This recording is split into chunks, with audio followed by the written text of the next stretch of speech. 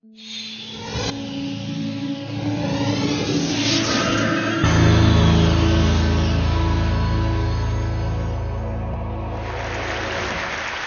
I was president of the American Psychological Association, they tried to media train me. And an encounter I had with CNN summarizes what I'm going to be talking about today, which is the 11th reason to be optimistic. The editor of Discover told us 10 of them. I'm going to give you the 11th. So they came to me, CNN, and they said, Professor Seligman, would you tell us about the state of psychology today? We'd like to interview you about that. And I said, great. He said, but this is CNN, so you only get a soundbite. So, well, how many words do I get? I said, well, one. Cameras rolled, and she said, Professor Seligman, what is the state of psychology today? Good. Cut. That won't do. We'd really better give you a longer soundbite. Well, how many words do I get this time? Well, you get 2. Dr. Seligman, what is the state of psychology today? Not good.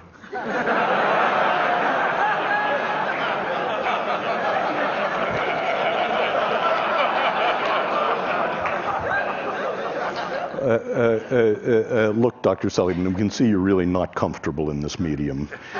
We'd better give you a real soundbite. This time you can have 3 words. And, Professor Seligman, what is the state of psychology today? Not good enough. And that's what I'm going to be talking about. I want to say why psychology was good, why it was not good, and how it may become, in the next 10 years, good enough. And by parallel summary, I want to say the same thing about technology, about entertainment and design, because I think the issues are very similar. So why was psychology good? Well, for more than 60 years, psychology worked within the disease model. 10 years ago when I was on an airplane and I introduced myself to my seatmate and told them what I did, they'd move away from me. And because quite rightly, they were saying psychology is about finding what's wrong with you, spot the loony. And now when I tell people what I do, they move toward me.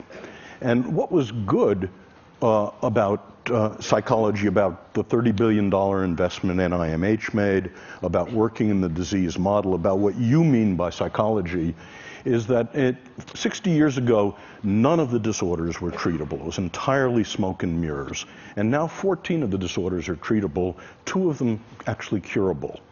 And the other thing that happened is that a science developed, a science of mental illness, that we found out that we could take fuzzy concepts like depression, alcoholism, and measure them with rigor. That we could create a classification of the mental illnesses, that we could understand the causality of the mental illnesses. We could look across time at the same people, for example, who are genetically vulnerable to schizophrenia, and ask what the contribution of mothering, of genetics are. And we could isolate third variables by doing experiments on the mental illnesses. And best of all, we were able in the last 50 years to invent drug treatments and psychological treatments. And then we were able to test them rigorously in random assignment, placebo-controlled designs, throw out the things that didn't work, keep the things that actively did. And the conclusion of that is that psychology and psychiatry of the last 60 years can actually claim that we can make miserable people less miserable. And I think that's terrific. I'm proud of it. But what was not good, the consequences of that, were 3 things. The first was moral, that psychologists and psychiatrists became victimologists, pathologizers, that our view of human nature was that if you were in trouble, bricks fell on you. And we forgot that people made choices and decisions. We forgot responsibility. That was the first cost. The second cost was that we forgot about you people. We forgot about improving normal lives. We forgot about a mission to make relatively untroubled people happier, more fulfilled, more productive. And genius, high talent, became a dirty word. No one works on that. And the third problem about the disease model is in our rush to do something about people in trouble, in our rush to do something about repairing damage, it never occurred to us to develop interventions to make people happier, positive interventions. So that was not good.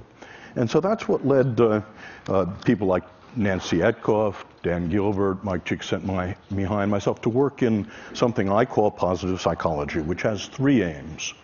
The first is that psychology should be just as concerned with human strength as it is with weakness. It should be just as concerned with building strength as with repairing damage. It should be interested in the best things in life, and it should be just as concerned with making the lives of normal people fulfilling and with genius, with nurturing high talent. So, in the last 10 years, and the hope for the future, we've seen the beginnings of a science of positive psychology, a science of what makes life worth living. It turns out that we can measure different forms of happiness, and any of you for free can go to that website and take the entire panoply of tests of happiness. You can ask, how do you stack up for positive emotion, for meaning, for flow, against literally tens of thousands of other people. We created the opposite of the diagnostic manual of the insanities, a classification of the strengths and virtues that looks at the sex ratio, how they're defined, how to diagnose them, what builds them and what gets in their way. We found that we could discover the causation of the positive states, the relationship between left hemispheric activity and right hemispheric activity as a cause of happiness.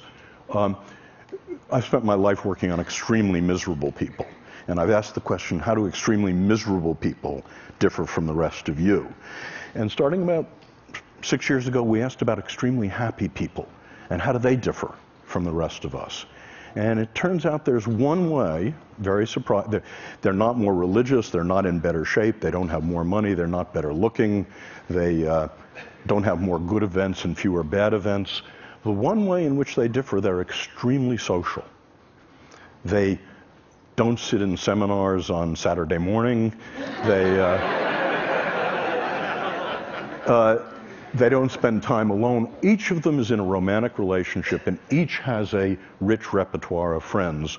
But watch out here. This is merely correlational data, not causal, and it's about happiness in the first Hollywood sense I'm going to talk about. Happiness of ebullience and giggling and good cheer. And I'm going to suggest to you that's not nearly enough in just a moment. We found we could begin to look at interventions over the centuries, from the Buddha to Tony Robbins. About 120 interventions have been proposed that allegedly make people happy.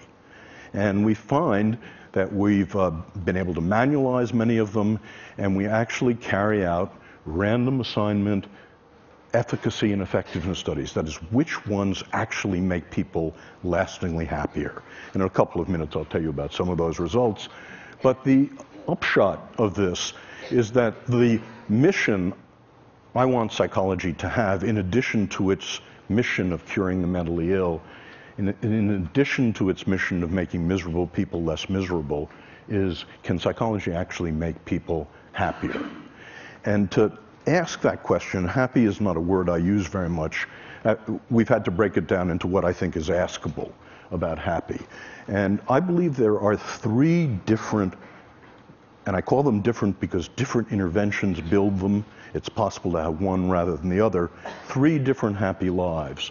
The first happy life is the pleasant life.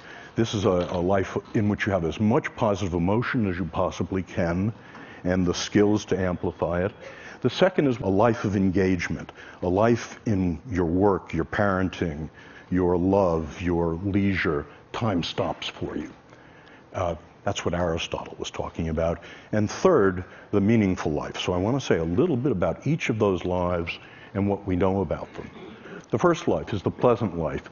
And it's simply, as best we can find it, it's having as many of the pleasures as you can, as much positive emotion as you can, and learning the skills, savoring, mindfulness, that amplify them, that stretch them over time and space. But the pleasant life has three drawbacks, and it's why positive psychology is not happyology, and why it doesn't end here. The first drawback is that it turns out the pleasant life, your experience of positive emotion, is heritable, about 50% heritable, and in fact, not very modifiable. So the different tricks that Mathieu and I and others know about increasing the amount of positive emotion in your life are 15 to 20% tricks, getting more of it. Second is that positive emotion habituates. It habituates rapidly, indeed. It's all like French vanilla ice cream. The first taste is 100%. By the time you're down to the sixth taste, it's gone. And as I said, it's not particularly malleable. And this leads to the second life. And I have to tell you about my friend Len to talk about why positive psychology is more than positive emotion, more than building pleasure. In two of the three great arenas of life, by the time Len was 30, Len was enormously successful. The first arena was work. By the time he was 20, he's an options trader. By the time he was 25, he was a multimillionaire and the head of an options trading company. Second, in play, he's a national champion bridge player. And but in the third great arena of life, love, Len is an abysmal failure.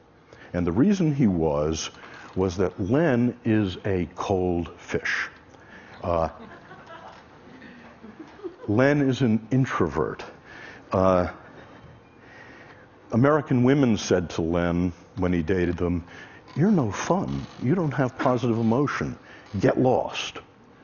And Len was wealthy enough to be able to afford a Park Avenue psychoanalyst who for 5 years tried to find the sexual trauma that had somehow locked positive emotion inside of him. But it turned out there wasn't any sexual trauma. It turned out that Len grew up in Long Island and he played football and watched football and played bridge. Len is in the bottom 5% of what we call positive affectivity. So the question is Len unhappy? And I want to say not. Contrary to what psychology told us about the bottom 50% of the human race in positive affectivity, I think Len is one of the happiest people I know. He's not consigned to the hell of unhappiness, and that's because Len, like most of you, is enormously capable of flow. When he walks onto the floor of the American Exchange at 9:30 in the morning, time stops for him, and it stops till the closing bell. When the first card is played, till 10 days later, the tournament is over, time stops for Len. And this is indeed what Mike Csikszentmihalyi has been talking about flow, and it's distinct from pleasure in a very important way. Pleasure has raw feels. You know it's happening. There's thought and feeling. But what Mike told you yesterday, during flow, you can't feel anything. You're one with the music. Time stops. You have intense concentration. And this is indeed the characteristic of what we think of as the good life. And we think there's a recipe for it, and it's knowing what your highest strengths are. And again, there's a valid test of what your 5 highest strengths are, and then recrafting your life to use them as much as you possibly can. Recrafting your work, your love, your play, your friendship, your parenting. Just one example. One person I worked with was a bagger at Gennardi's. Hated the job. She's working her way through college. Her highest strength was social intelligence. So she recrafted bagging to make the encounter with her the social highlight of every customer's day. Now, obviously she failed, but what she did was to take her highest strengths and recraft work to use them as much as possible. What you get out of that is not smiliness. You don't look like Debbie Reynolds, you don't giggle a lot. What you get is more absorption. So that's the second path. The first path, positive emotion. The second path is eudaimonia and flow. And the third path is meaning. This is the most venerable of all the happinesses traditionally. And meaning in this view consists of, very parallel to eudaimonia, it consists of knowing what your highest strengths are and using them to belong to and in the service of something larger than you are. Well, I mentioned that for all three kinds of lives, the pleasant life, the good life, the meaningful life, people are now hard at work on the question, are there things that lastingly change those lives? And the answer seems to be yes, and I'll just give you some samples of it. It's being done in a rigorous manner. It's being done in the same way that we test drugs to see what really works. So we do random assignment, placebo-controlled, long-term studies of different interventions. And just to sample the kind of interventions that we find have an effect. When we teach people about the pleasant life, how to have more pleasure in your life, one of your assignments is to take the mindfulness skills, the savoring skills, and you're assigned to design a beautiful day. Next Saturday, set a day aside, design yourself a beautiful day, and use savoring and mindfulness to enhance those pleasures. And we can show in that way that the pleasant life is enhanced. Gratitude visit. I want you all to do this with me now, if you would. Close your eyes. I'd like you to remember someone who did something enormously important that changed your life in the good direction, who you never properly thanked. The person has to be alive. Okay? Now, okay, you can open your eyes. I hope all of you have such a person. Your assignment, when you're learning the gratitude visit, is to write a 300-word testimonial to that person, call them on the phone in Phoenix, ask if you can visit, don't tell them why, show up at their door, you read the testimonial. Everyone weeps when this happens. And what happens is when we test people 1 week later, a month later, 3 months later, they're both happier and less depressed. Another example is a strength state, in which we get couples to identify their highest strengths on the strengths test, and then to design an evening in which they both use their strengths. And we find this is a strengthener of relationships. And fun versus philanthropy, but it's so heartening to be in a group like this in which so many of you have turned your lives to philanthropy. Well, my undergraduates and the people I work with haven't discovered this, so we actually have people do something altruistic and do something fun, and to contrast it. And what you find is when you do something fun, it has a square wave walk set. When you do something philanthropic to help another person, it lasts, and it lasts. So those are examples of positive interventions. So the next to last thing I want to say is we're interested in how much life satisfaction people have. This is really what you're about. And that's our target variable.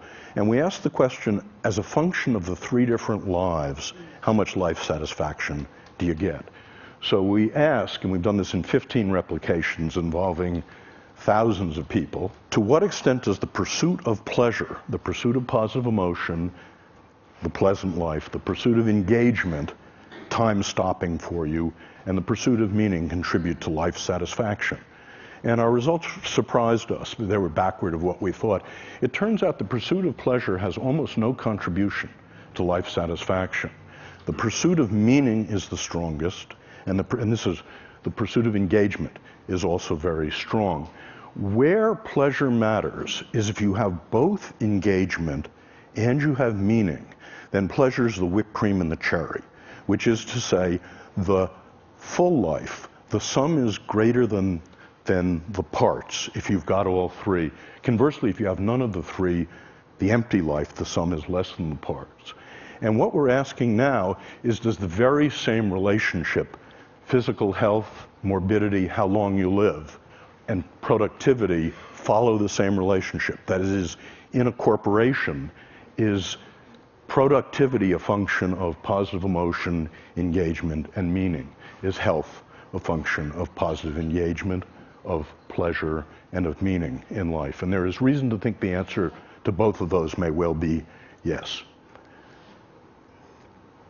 So Chris said that the last speaker had a chance to try to integrate what he heard, and so this was amazing for me. I've never been in a gathering like this. I've never seen speakers stretch beyond themselves so much, which was one of the remarkable things. But I found that the problems of psychology seem to be parallel to the problems of technology, entertainment, and design. In the following way, we all know that technology, entertainment, and design have been and can be used for destructive purposes. We also know that technology, entertainment, and design can be used to relieve misery. And by the way, the distinction between relieving misery and building happiness is extremely important. I thought when I first became a therapist 30 years ago that if I could make someone, if I was good enough to make someone not depressed, not anxious, not angry, that I'd make them happy. And I never found that. I found the best you could ever do was to get to zero, that they were empty.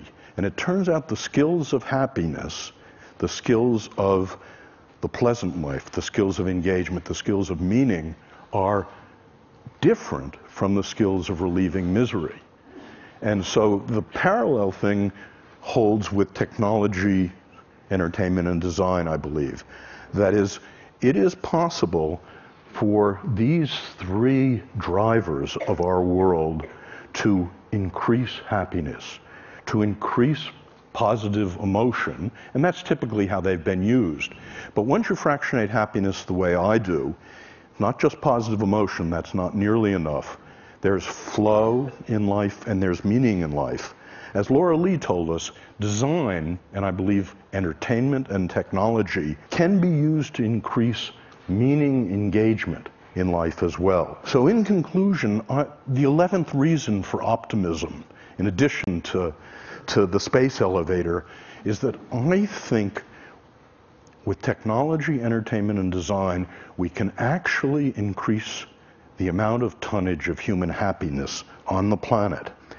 And if technology can, in the next decade or two, increase the pleasant life, the good life, and the meaningful life, it will be good enough. If entertainment can be diverted to also increase positive emotion, meaning, eudaimonia, it will be good enough. And if design can increase positive emotion, eudaimonia, and flow, and meaning, what we're all doing together will become good enough. Thank you.